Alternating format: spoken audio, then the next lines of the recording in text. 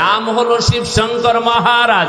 তাকায় দেখো, জালিকাল কিতাবুল লা রাইবা ফীহ, এই মোহরটা দেখার পর তিনি চিন্তা করলো কোরআন আবার কেমন একটা কিতাব, এটার মধ্যে নাকি ভুল নাই।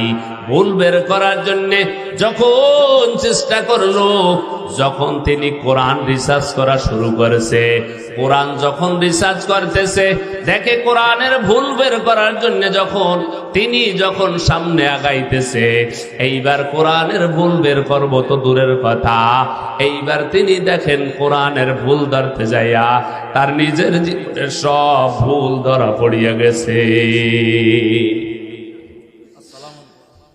শিবশঙ্কর মহারাজ কোরআন রিসার্চ করতে গিয়ে, ভুল বের করতে গিয়ে নিজের জীবনের সব ভুল ধরা পড়ে গেল। যত নিজের জীবনের ভুল আছিল সব ধরা পড়ল।